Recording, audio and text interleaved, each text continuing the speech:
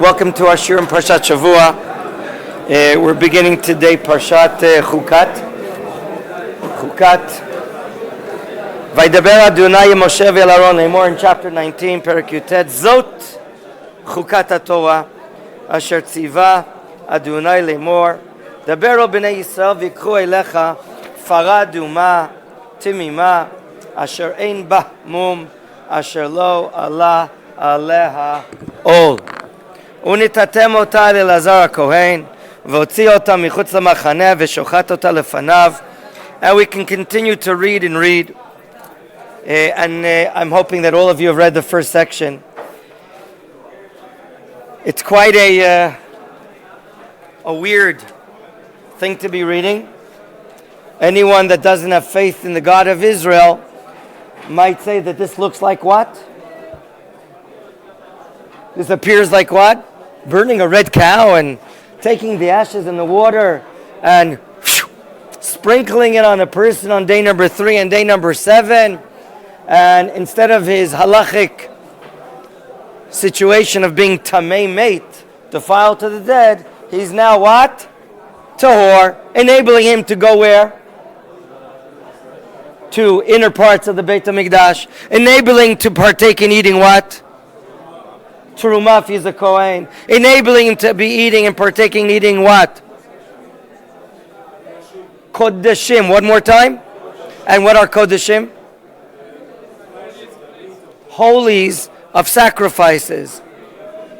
So it's quite weird. A famous non-Jew asked Rabban Yochanan ben Zakkai, the great scholar of Israel, the Nasi, the Prince of Israel, hey, you guys, you're doing this Parad Duma action, this red heifer action. To me, it looks like sorcery, super magic. Okay? And of course, if you don't have faith in God and you don't understand that Torah is from Sinai, then you may approach the Torah from a logical point of view, pragmatic point of view, and therefore you might reach some barbaric conclusions about many of the mitzvot, of which the mitzvah that the Gentiles are picking their criticism against the Jewish people is Parad Duma. Maybe for this reason, the Torah writes immediately in Pasuk Bet, Zot Chukat HaTorah. And as you see, as Rashi explains, it's called in particular what? HaChukah. This is the Zot. Specifically, this is the Chukot of the Torah that God commanded. And why is it a chok? How do we categorize a chok as far as, in contrast to a mishpat? Mishpatim, mitzvot. There's no, let's add one more word, there's no rational, human, logical, human explanation, and that's why it's called the chok. That answers question number 1, doesn't it? Rashi uses a key word going to the middle of Rashi there in verse 2 of this chapter. Lefichach, therefore, since the goyim, or the Satan, the demon, and the demon are pointing their fingers at the Jewish people, what are you guys doing? Lefichach katav b'chukah. Rashi explains what is a chukah. Gzeirai milefanai. Gzeirai milefanai en lecha rashut leharer achareh. Gentlemen, I want to share with you a more wider approach. Yes, some of you know that there are many mitzvot that have a rational explanation. For instance, if I were to lean on the right shoulder of Ehud and by mistake tear his shirt, can I make a claim of exemption of financial payment? Yes or no?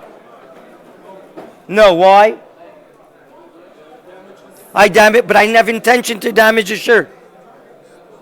Still.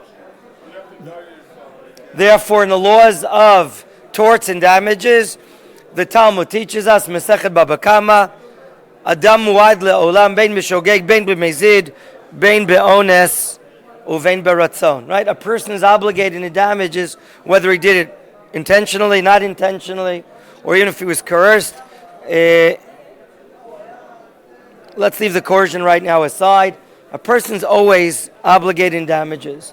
This is logical. You have to be careful. Even if you're sleeping and you know that you're a restless sleeper, if you're sleeping and your friend is sleeping, half a meter to you, and you happen to be kicking in your sleep, and you tear his pajama, then you're obligated to pay for his pajama damages, and so on and so forth. So there are a lot of mishpatim that we think we understand, and when we learn the Talmud, we provide the rational understandings. There are a lot of laws that we can provide rational understanding and logic. So therefore, when we learn the laws in the Talmud, Baba Kama, Baba Matzia, Baba Batra, the three gates in the order of damages, we think we understand. However, I want to widen an understanding that I think will give us better insight. All of the Torah is from God. The Torah was not humanly handed to us. It was given by God to Israel. And we're dealing now with the intellect of God. There's a certain way to view things that the Torah, all of the Torah, can be considered a chok. I repeat. There's a way to understand our Torah that all of it can be under the category called chok. Why? Because the service of God can never be foretold or planned out by a human being. The very fact that the Torah is God-given, therefore there's an aspect that is if all the 613 mitzvot are like a chok. We could be telling the rational understanding, but you should know we're limited. Yes, there is a scholarly approach to the Torah that it's good to investigate, survey the mitzvot, and try to see what God is commanding us. Why does God want me to record the going out of Egypt? Why does God want me to wear tzitzit? Why does God want me to wear tefillin? There's a way and approach to Torah to survey and understand the mitzvot. But above and beyond that, we have to know that the Torah is very high, is divine. And therefore, we can say perhaps, Machon, of all the mitzvot, paraduma, the burning of it, the collecting of the ashes, the things that hardly make sense to us. What? The person dealing with it? A moment ago he was in a state of purity, tahor, and now the fact that he's dealing with the slaughtering or the burning of it or the collecting of the ashes, he's now made tamei. He's now defiled. He has a level of tumah. That makes sense. He's coming here to help his fellow Jew to become tahor, and he himself becomes tamei. That doesn't make. But who told you the Torah is to make your sense? We're not talking about 100 cents. We're talking about S-E-N-S-E, sense, human sense. You're right. There's very little human sense.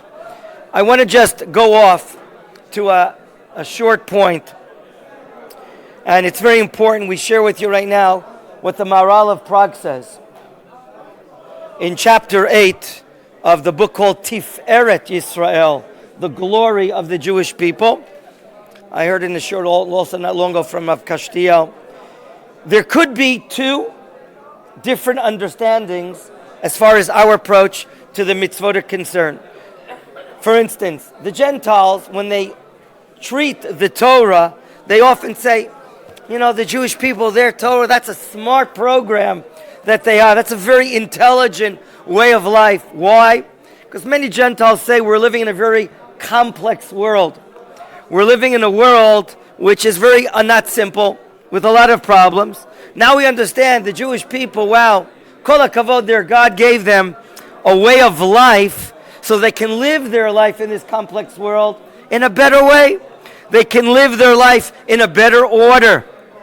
In other words, there's an approach that many think mistakenly, I repeat, mistakenly, that the approach of the Torah is to allow us to live a better and organized life in a very complex world. Okay? As if the Torah is a book of remedies, as if the Torah is a book of medicine. how do I accomplish and how do I overcome these and these matters? Look in the Torah and you'll find an answer. That, of course, the Rambam, in a very strong way, comes out and knocks down this relationship or understanding of the Torah. What are you saying? The Torah is a means? I repeat, is the Torah a means?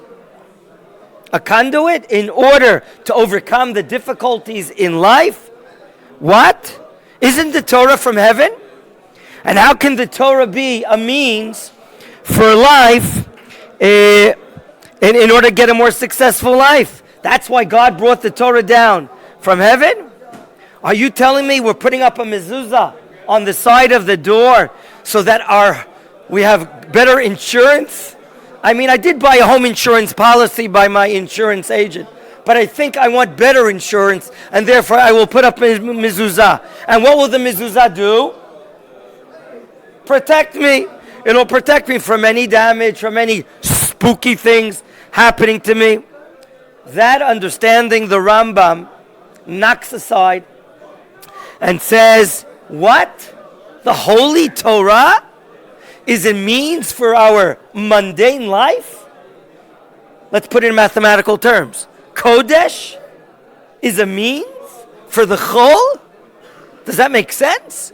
Our holy life of mitzvot is a means for the mundane? Shouldn't the Kodesh be what? What? It shouldn't be a means. It should be the end, the objective, the prerogative of life.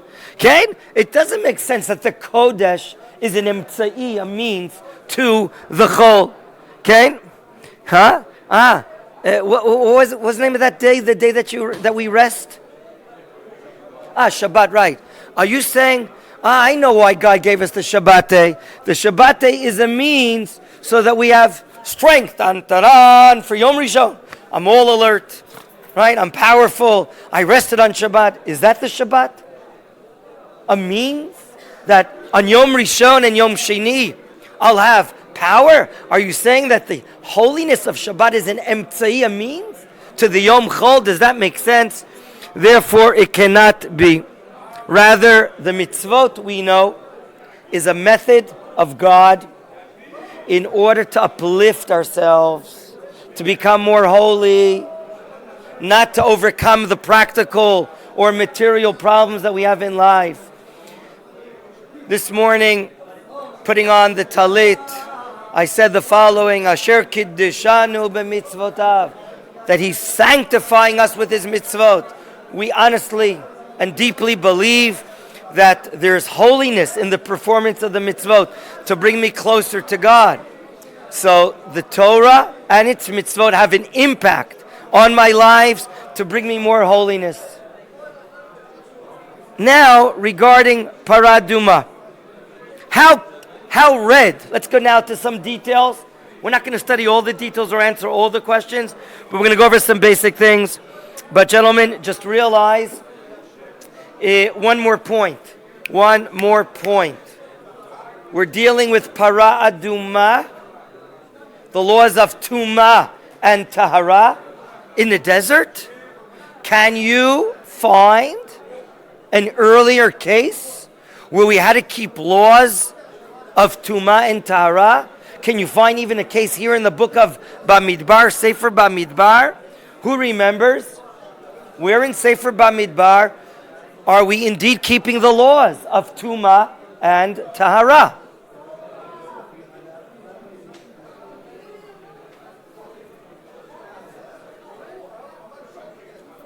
Anyone ever remembering? What do you remember, Ezra? The Levim, when they were inaugurated, that to be purified. That's a case. What's even a more greater case, a wider case? 3 days before Matan Torah. The what? 3 days before. That's in the book of Shemot. I'm asking even here. What? Pesach Sheni. What else? Go back to the beginning of the Chumash or Parshat Naso. What about the Machanot, the camps? What do you mean? What do you remember about the 3 camps? The most inner camp is Machaneh. Shechina, the one surrounding the Mishkan, is called Machaneh Livia, and the farther encampment is called Machaneh Yisrael. Didn't we learn whom has to be sent out of the camp? Who are people that have to be sent out of the camps? Number one, someone who's a mitzorah, leprosy, or tamei nefesh, defiled to the dead. The defiled to the dead is sent out of which camp? No. Just the Machaneh Shechina. Just the Machaneh Shechina is sent out. And a Zav and a Mitzorah, they also have different laws. So we already learned in the book of Bamidbar in chapter 5, and you brought other examples, Pesach Sheni and so on. And therefore you can understand why these laws of Tumah and Tahara are applicable to Chumash, Bamidbar. This idea, the Ibn Ezra says. Okay, let's get to some particulars of the Parah Duma. Again, I don't plan to study all of it today, but I want to go forward. Gentlemen, how aduma? Question number 2. How aduma does the Parah have to be? Find the key word in Pasuk Bet. Key word. Temima. I know a nice girl called Temima, but this word is properly pronounced Temima. 1, 2, 3. Okay. How Temima does it have to be in the name of the oral Torah? No, Rashi says. What does Rashi say? If it has how many other hairs? If it already has 2 black hairs, for instance, it's invalidated. In other words, if it has 1 black hair, it's still fit to be a Parah Aduma. Okay? Gentlemen, 3 physical attributes of the Parah Aduma. Number 1, it has no what? No blemish. Number 2, no what? Never had a yoke on it. What else? It has to be red. Those are the 3 attributes. Gentlemen, the place of the Shechita. I'm reading. Pasuk Gimel. Where is the slaughtering done? Unitatem ota el Elazar HaKohen, v'otzi ota michutz lamachaneh, v'shachat ota lefanav. First of all, the mitzvah is given to who? Elazar. What is his proper title? Second, in Hebrew, Samich Gimel Nun. Like a lieutenant, assistant lieutenant, a sgan. Right? Sgan Nasi, a vice president, sgan. Samich Gimel Nun. So the mitzvah was purposely given to not the Kohen Gadol, but the assistant called the Sgan Kohen Gadol. What does a Sgan Kohen Gadol do if, God forbid, the Kohen Gadol dies? He replaces him. Okay, now where is the Shechita done? I want to show you one more pasuk so you can better answer it. Pasuk Dalid, V'lakach Elazar HaKohen midama, be'etzbo v'yiza el nochach penei oel moed midama sheva pamim. If the sprinkling is done opposite Oel Moed, the oral Torah teaches us, so too the Shechita. The Shechita is done. Does anyone know when we have the temple, the Beit HaMikdash, where indeed is the Shechita done? What place is called Nochach, the opposite area of the Oel Moed? Anyone learn it? It's a Mishnah in the oral Talmud. Where? Hara Zeitim, on middle down of the Mount of Olives. You're due opposite the Temple Mount, and you're due opposite the Kodesh HaKodashim, the Oel Moed. Opposite that area, do we congregate all the people that require to be purified? Obviously, they can't go up to the Temple Mount area in the holiest areas, and we do the Shechita there. Now, the truth of the matter is, look at Rashi in verse 3. V'shachat ota lefanav. Who is allowed to do Shechita? Rashi says, a layman. What's the proper word for a layman? A non-Kohen. What's the proper word? Rashi. Look at Rashi, guys. Don't look at me. What's the proper word for a non-Kohen? It's in Rashi. 2-letter word. Zar. Remember, we've seen it before. A zar could mean an estranged person, but it means anyone that's estranged to the kuna. Okay, 3 items thrown into the fire with the cow there. Number 1, what? Look at it. Eitz erez, a cedar tree branch. Ve'ezov. What is an ezov, gentlemen? It's like a zatar bush. Ushni tolat. What is a shni tolat? Scarlet red what? Everyone turn to the end of the section. The end of the section. Verse 22.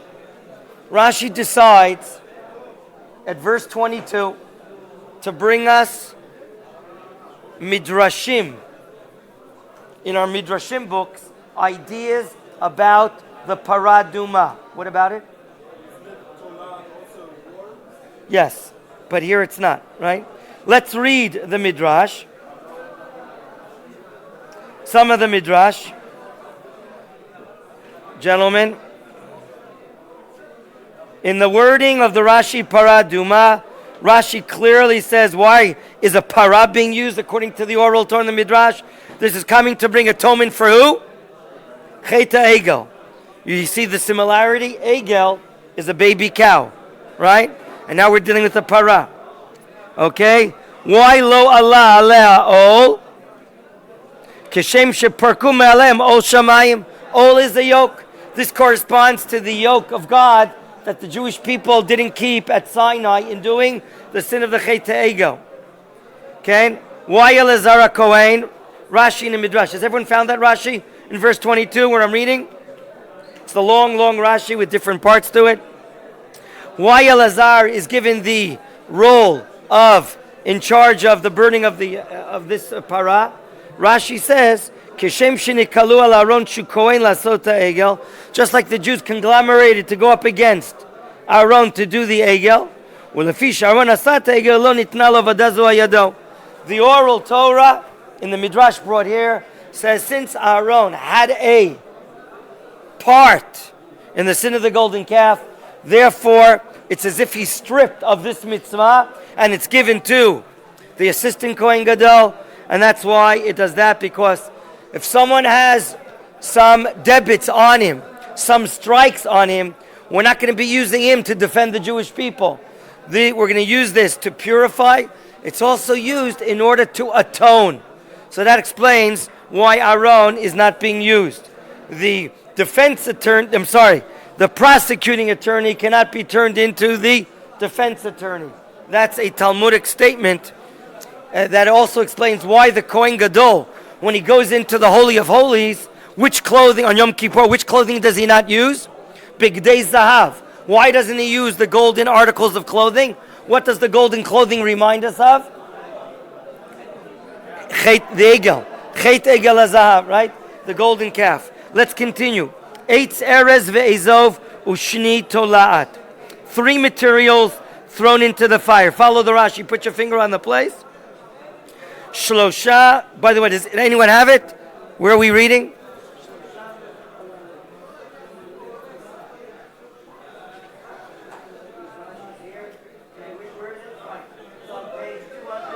Column in the middle. See where Ehud is pointing to? Do you have it? Page 200. You have it or not? Point to it, please. Okay. Rashi says, regarding these 3 materials, Shloshet aminim alalu keneget shloshet alfei ish shenaflu be'egel. The number 3 is corresponding to the digit 3 in the 3,000s of the people that were killed in the sin of the golden calf. V'erez. Why is the cedar tree being used? Hua gavoa mikola ilanot. I want to make a point clear. The Midrash is sharing with us insight that could help explain the inner details of Paraduma. But for not one moment does Rashi bringing the Midrash mean to say this is the final understanding. We said that in the beginning. It's a chok. So look what Chazal are trying to do. In spite of the fact that it's a decree, a chok, a mitzvah that has or lacks human rationale behind it, still Chazal are making efforts to try to give us insight. But don't think for the moment that this has to be the meaning. Eventually, it's a higher level of understanding that's above us, and that's why it's called a chok. I'm continuing regarding the erez. Erez hu hagavoa mikol ha'ilanot. Vis-a-vis all the trees that we have in our area, which is the tallest of trees? Erez. By the way, I've seen some planted in the village, the town where I live, next to in Beit El.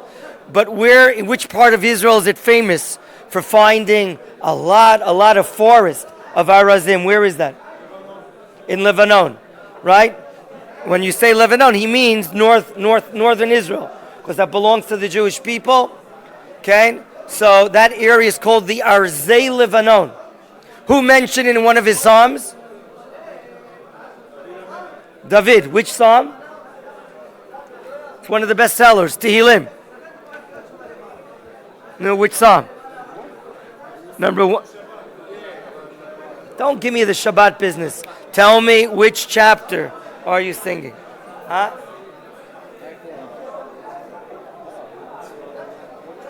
121. What's in here? No, then it's not 121. It's not 121. It's Mizmor LeDavid when we bring back the Sefer Torah into the Holy Aron HaKodesh. It's 29. Thank you. So there we mentioned the Arzei Lebanon. If you want to talk about someone that's tall and strong, he's strong and tall like an erez. Quickly, spell erez. Correct. Aleph Resh Zayin, erez. And the plural? Arazim. Arzei Lebanon, the cedars of Lebanon. So Rashi continues the name of the Midrash. Erez is the highest of all trees. Ve'ezov, which we think today what's called in Arabic, zatar. Have you heard of the spice called zatar? Some of the guys sitting to the right of me put it on there. Pita or hummus. Zatar. What color is zatar spice? Green. Okay? So the Arabic is called zatar. But in Hebrew, it's called Ve'ezov namuch mikulam. The Ezov is the lowest, the shortest of all the bushes. So why? Why do we need an erez and we need also an Ezov? Answer. Siman, put your finger in the place. It's a sign. Shagavoa shenitga'eh v'chata. Someone who thought about himself, I'm Mr. Important, I'm great, look at me, I never fail. Those people are failing. Those people are filled with which wrong attribute? Ga'ava, self-pride, ga'ava. And what should they do? They should lower themselves like an ezov, vitolat, and like a worm, vitchaperlo, and then they will be able to atone for themselves. Rashi brings a midah keneged midah, an attribute for an attribute. When we are lacking and when we are failing in the wrong character attributes, there is a way for correction. There is a way to rectify. Coming to Machon Meir to study Torah, working on our attributes, studying the Sefer Mesilat Yesharim, the path of the just, and working on our attributes. And we know that anava, humility, to humble ourselves so much, as the Rambam writes, based on the Mishnah and Pirkei Avot, a person should lower himself me'od. The Mishnah doesn't use usually two superlatives, me'od. But here the Mishnah and Pirkei Avot, the ethics of a father, is telling us, use the attribute of humility and go to the extreme. The Rambam explains, if you're suffering from pride, haughtiness, there's a way how to counter that. And that is going to the far extreme of humility.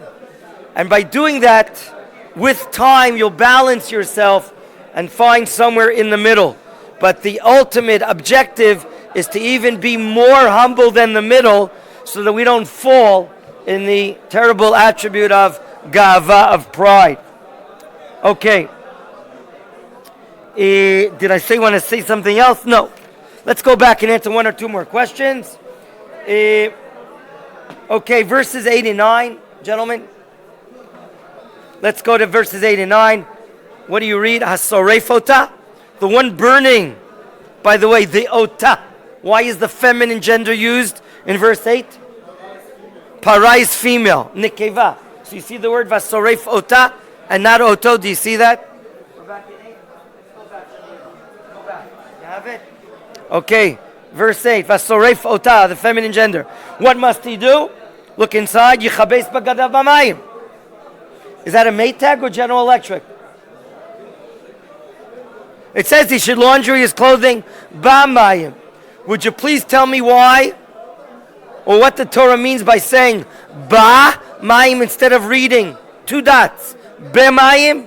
The answer is beha mayim, in the known waters. Hey ayidiyah, the known waters. What waters is the Torah referring to? Mikveh waters, the waters that are collected for a ritual bath. So we take the clothing, that means the clothing on the Kohen that's burning the cow. What happened to his clothing? It became tamei. Does that make sense? No, but that's what the Torah is saying. So yichabes begadav b'mayim. Then what will he do himself?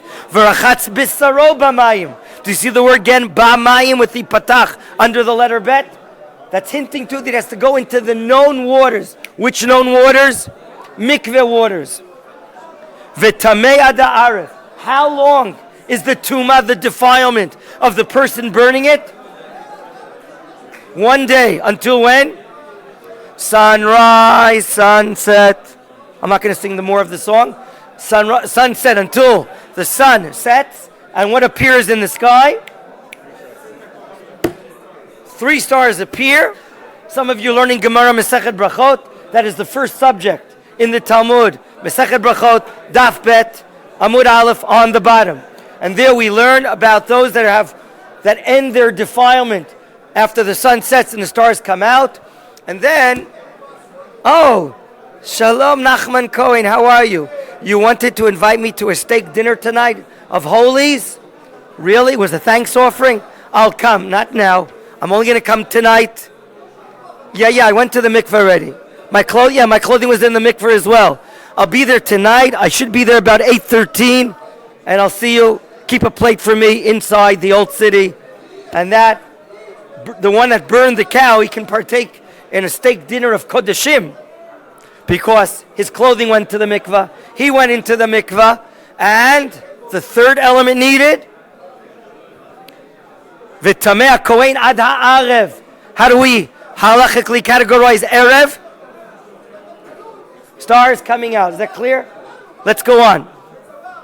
V'asaf ish tahor, a pure ish kohen, obviously I assume. But it's not the kohen that's burning it. Someone else is collecting the ashes. Et efer ha'para. And where does he place it? V'inach michutz lamachaneh. Where? B'makom tahor. Do you understand why it's to place the ashes in a pure place? Because the ashes are about to be used for purifying who? Someone that is tamei to the dead. Remember, there's a pyramid of levels of impurity, and the one on top is the dead person. He's called Avi Avot HaTumah, the father of fathers of Tumah. And then we have 4 others that are one level under that. And that is someone that touched the dead. He's called Tamei Mate. One more time. What does it mean, Tamei Mate? He's defiled to the dead. And now he's one of 4 Avot, Abba, Avot, primary, of primary impure people, like a Zav and a Mitzorah and a Nida. Those are the 4 Avot HaTumah. So there's on top Avi Avot HaTumah, the father of fathers. That's the dead body himself. Soon we'll ask if a Jewish body or also a Gentile, if his body, does that also give out Tumah? To be seen in 5 minutes, right?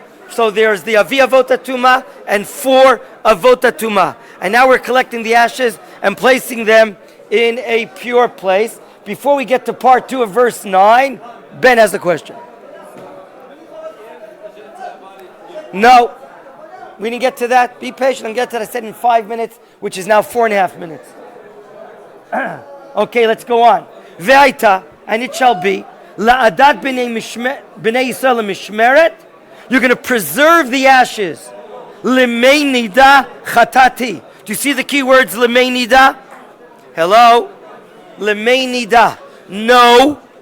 The word nida should not here mean what? The word nida here should not mean what? A menstruating woman. It says mei nida, waters of a nida. What does a menstruating woman have to do with anything here? Rather, linadot. To sprinkle. Linadot. So mei nida are waters with the ashes that will be used for sprinkling. Is that clear to you? Don't be mistaken. Think that the nida here is a menstruating woman. No, it's not. Chatati. Rashi says, and that's what we're explaining, chitui. You're working in the OR, the operating room. You are going to take all the kelim that the doctor needs for surgery, and you're going to do the process of sterilization, commonly called in Hebrew, chitui. What is it called? And the verb in the infinitive, lechateh. Okay? This is not physical material sterilization, but rather this is spiritual sterilization. Next. The guy that's laundering, the guy that's collecting the Efer HaPara, he too must do what? Put his clothing where? And he will be a one-day tuma. All the laws appear here. The end of verse 10, Vaital Livnei Yisrael, Vilager, it's for everyone, including converts. Hagar betocham lichukat olam. This is forever. Today, can we do it? No. Let's go on. Hanogeh b'meit lechol nefesh adam. V'tamei shivat yamim. Indifferent to the former people dealing with the paraduma, that all of the above are tamei for one day and one day only. We now meet up with a longer duration. How many days? How many days? 7 days. Who is tamei for 7 days? What? Play dead. The one that touches the dead. Okay, you're not come back alive. Okay, the one that touches the dead, he's tamei for shivat yamim. And then the prescription is what, according to the Torah? He's going to be sprinkled with these ashes on which days? Shlishi v'shvi. And what happens if he misses one of the two? Hello? He's not impure. He's not purified. Let's go on, verse 13. Kol hanogeh b'meit b'nefesh adam, ha'adam, asher yamut, v'lo yitchata. If he doesn't do this process, et mishkan Hashem timei. If, in the event, he walks to which place? He walks into the Mikdash or the Mishkan, the tabernacle, and what is his ritual situation? He is tamei. What is he doing? How severe of a prohibition is he violating? Very severe. Why? Because what's going to be the punishment? Karet. Very good, Emmanuel. So it's very severe. Do you all understand why our great rabbis, by large, have told us don't join the movement on going up to the Temple Mount? Even if you go to this seminar and that seminar, and you learn the Rambam, and you cut your nails, and you scrub your hair, and you go to the mikveh, could you make a mistake and go to the wrong place? Obviously. There are places that people go up to the Temple Mount, but the large majority of our great rabbis have told us, how do we say be careful? Tizaher. Thank you, Binyamin. Tizaher. How do you say it in Arabic? Anyone know in Arabic how do you say be careful? I just forgot. No. It's I just forgot. That's another time. Let's go. So you see how difficult it is. Next, Pasuk Yudalet, and now we'll talk about the difference between a member of Am Yisrael and a non-member. Zota Torah, verse 14. Adam ki yamut be'ohel kol habayil ohel v'chol asher bo yitma shivat yamim. Another person that's defiled for how many days? Is someone, how many days? 7, is a person that enters another word for a present day OL? Hebrew? Bayit. A person that goes into a bayit, and inside that bayit, namely the roof, under the roof is a dead person. Even without making contact and touching him, anyone under the roof is now receiving what we call in the Mishnah from this pasuk, Tum'at Ohel. I repeat, Tum'at Ohel. He's Tamei mate because he's under the Ohel is a roof. He's under the same gag, and therefore he's Tum'at. Now, I want to present the question. This more or less will answer question 9. Adam ki amut ba'ohel. 2 famous midrashic interpretations, number 9, in regards to Torah study and non-Jews. Number 1, the obvious question we're all asking is, will the dead of a non-Jew, will I come in contact with them? Or if I go under the roof with them, will they provide or not provide a Tumat Ohel? So, apparently, as far as the dead of a non-Jew, they too give off Tum'ah. But now I want to just relate to the novelty of the Torah called Tumat Ohel. Remember, it's without contact. Under the roof, will a Jew that goes into a house where there's a non-Jewish dead, will they give off Tumah?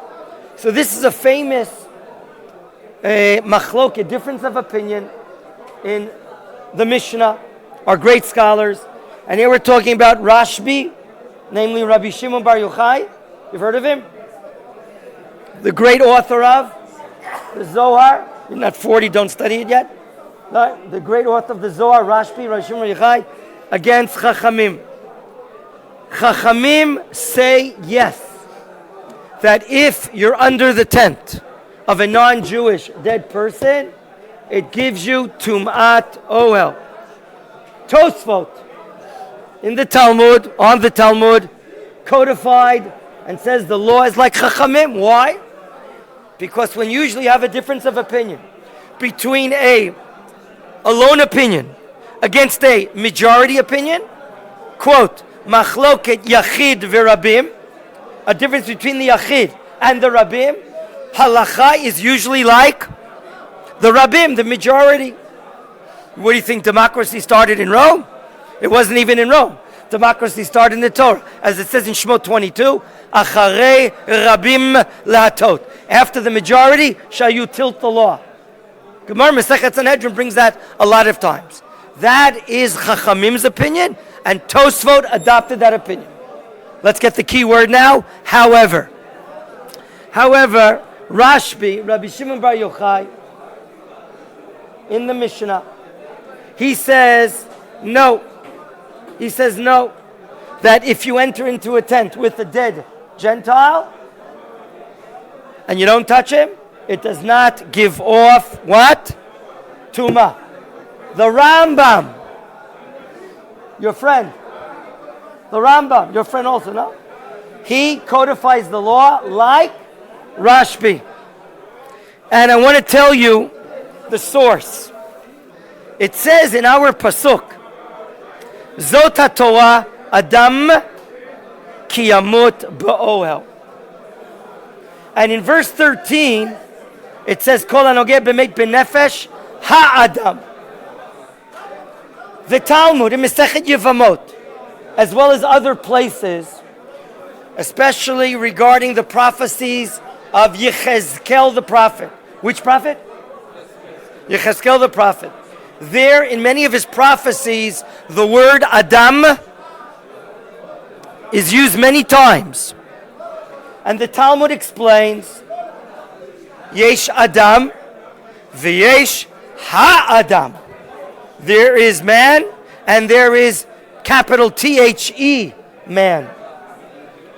Adam referred to in the Tanakh, and here, according to Rabbi Shimon Bar Yochai, is Yisrael, the cream of the crop, the Adam that God created in the world.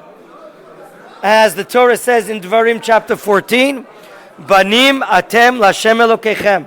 You, Israel, you are the sons of God your Lord.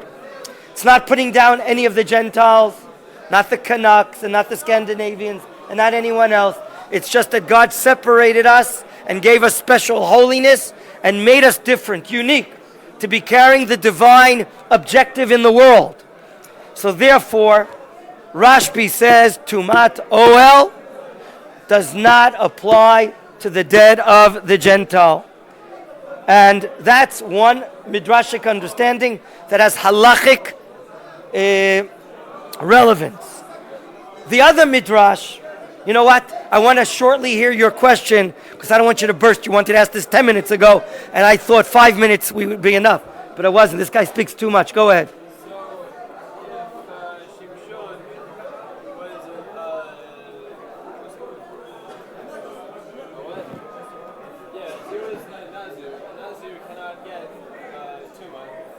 So that's only a regular Nazareth if he takes a vow. But Shimshon is different. Why? Because he's a Nazareth, born into Nazareth from the womb of his mother. And the Rambam brings from the Gemara Masechet Nazir that the laws of Tumah are not applicable. Next question. Hello? Yes?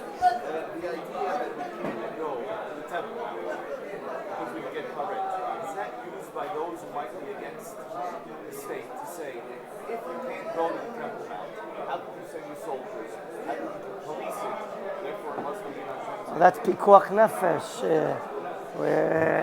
Those soldiers, it's a matter of pikuach nefesh and trying to prevent more chilul Hashem, which is really not happening because the Arabs, unfortunately, are doing whatever they want, mostly causing a lot of damage, archaeological things that they're throwing out. That's another subject, but for matters of public pikuach nefesh, then it'll be docha. These matters. It's a war. We have a war against the Arabs, and because the war against the Arabs, we have no choice. What's your question? So say what you want to say. Subject of death. I think if you have a tree, a cemetery going outside your normal street, so it's the same. Very nice idea, right? Of course, there are many, many details, and it's very hard. But if you're in a cemetery and you have a tree over a grave of the Jewish people, hello, then the same tree which hovers over to the other side, a Kohen has to be very careful not to walk underneath. Very good. I want to end this show with the following. Adam, thank you very much. Adam kiyamut be'ohel. Little translation, when he dies in the tent. The Talmud brings another idea which has nothing to do with the matters of Tumah. And here we're talking about where all of us are sitting at the moment. Tum'at, when we're talking about Oel of Torah, the tent of Torah. The tent of Torah, the Jewish people for 3,500 years have been dwelling and learning in a certain way. I can speak louder than him, don't worry. Listen to me, please. The Oel of Torah is the Beit Midrash. If anyone thinks that I can come and study 3 months, 4 months, 6 months, a year, I'm a Ben Torah, I know exactly what the Torah is saying. Come on, you fooling yourself? Even for an academic degree, you need, 3 or 4 years to study. And Torah, of course, is much greater, much deeper. with holiness. In order to acquire Torah, one must kill himself to learn Torah. Adam ki yamut ba'ohel. It's long days and nights and weeks and months and years. Rabbi Gon just spoke in Thursday's lunch. He brought the Rambam. He's teaching us Rambam at every lunchtime, the laws of the study of Torah. And he says anyone's home when you're married and you're not learning Torah every night, I don't even want to use the expression the Rambam uses. Our life is Torah. Even if you're an engineer or you're a farmer or you're a medical assistant, you find the time to continue learning Torah. Of course, those that have the precious young age of 17 until 30, 32, whatever, or don't have a yoke over themselves and have the ability that you're not looking at every half hour, when is lunch, when is lunch, when is lunch. We have the ability to learn and review and learn and review. It's a long process because it's holy and because it's great. You have to literally, not literally, kill yourself. That's long days, long nights. It's Fridays and Shabbat, and it's getting up early. It's not easy. It's not an academic. I can tell you, gentlemen, even I, and I'm not anything, even I have an academic degree. What do you think it means? 4 years? It's, as they say in Latin, it's gornish mit gornished. It was almost nothing with nothing. To learn Torah is a lifelong process. To acquire Torah is a lifelong process of study and review and summarizing and writing and asking your rabbi the questions in this. And therefore we learn a great moral lesson. Study Torah, is not, 10 to 1 with 3 coffee breaks and 2 breakfasts. And studying Torah is hard, very hard, and requires giving up some things. But you know what? It's the greatest attainment that we can make in our lives. It's not only is it building ourselves, it's building the nation of Israel. Because it's not the Tokyo Stock Exchange that makes the world go around. It's the study of Torah that's making the world go around. And had it not been for the Torah, the world would not have been created.